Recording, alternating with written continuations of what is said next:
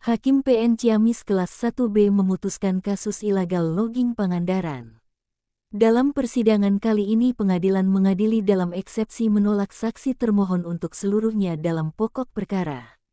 1. Mengabulkan permohonan peradilan pemohon untuk seluruhnya. 2. Menyatakan tindakan termohon menetapkan suami pemohon atau saja sebagai tersangka berdasarkan laporan kejadian. 3. Memerintahkan termohon untuk menghentikan penyidikan terhadap diri suami pemohon atau saja berdasarkan laporan kejadian. 4. Menyatakan surat perintah penangkapan nomor tidak terhadap suami pemohon tidak sah. 5. Menyatakan tindakan-tindakan penggeledahan oleh termohon yang didasari laporan kejadian nomor tidak sah. 6. Menyatakan surat perintah penahanan nomor terhadap diri suami pemohon tidak sah. 7. Menyatakan tindakan penyitaan yang dilakukan termohon berdasarkan laporan kejadian nomor tidak sah. 8. Memerintahkan termohon untuk mengembalikan kepada suami. 9. Memerintahkan kepada termohon untuk segera membebaskan suami pemohon dari tahanan negara. 10. Memulihkan hak suami pemohon dalam kemampuan kedudukan dan harkat serta martabatnya. 11. Memerintahkan turut termohon 1, termohon 2 dan termohon 3 untuk tunduk dan patuh terhadap putusan dalam permohonan pra-peradilan ini. 12. Membebankan biaya dalam perkara ini kepada termohon dan para termohon sebesar nihil. Budi Setiawan, Law Investigasi melaporkan dari Pengadilan Kelas 1B Ciamis. Biro Hukum DPP Manggala Garuda Putih menangkan pra-peradilan kasus illegal logging di Pangandaran, selanjutnya akan melakukan gugatan terkait ganti rugi penebangan tahun 2008. Pangandaran, Ciamis. Pangandaran Law Investigasi, akhirnya Pengadilan Negeri 1B Ciamis mengabulkan dan memutuskan dalam sidang pra-peradilan dengan nomor 2 Pitpra 2023 PN Ciamis dengan pemohon dari Biro Hukum DPP Manggala Garuda Putih selaku kuasa hukum ahli waris Faber dan kuasa hukum pemohon Ibu Suryani Iserti Sanca terkait dugaan kasus illegal logging. Majelis Hakim Pengadilan Negeri Ciamis yang dipimpin Hakim Tunggal Indra Muharam pada hari ini, Kamis tanggal 11 Januari tahun 2024 membacakan hasil keputusan yang mengabulkan semua permohonan pra-peradilan serta disambut haru dan sujud syukur oleh puluhan masyarakat Cilakong serta tim kuasa hukum pemohon.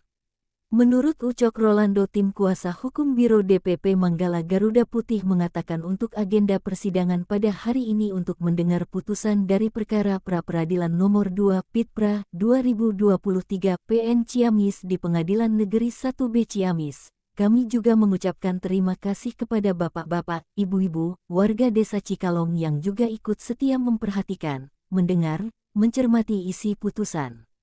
Tadi kita sudah mendengar bersama isi putusan yang sudah diucapkan oleh Hakim Tunggal Pengadilan Negeri Ciamis. Dalam diputuskannya disampaikan bahwa mengabulkan permohonan pra-peradilan seluruhnya, kata Ucok usai persidangan.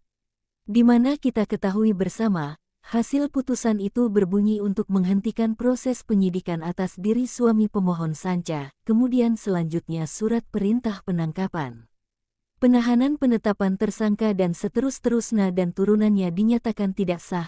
Kemudian yang paling penting adalah karena memang Bapak Sanca sebagai suami dari pemohon saat ini sedang dalam keadaan ditahan. Dalam hasil putusannya di poin 9 menyebutkan untuk segera membebaskan sejak hasil putusan ini dibacakan. Kami memandang bahwa Pengadilan Negeri Ciamis mampu memberikan keputusan yang nilainya ada keadilan, kemanfaatan dan kepastian hukum. Tentu ini menjadi pelajaran bagi kita semua penyelenggara negara. Hati-hati di dalam melakukan penegakan dan tidak terburu-buru untuk melakukan upaya paksa terhadap warga negara yang nyatanya tunduk dan patuh terhadap hukum, ungkap Ucok.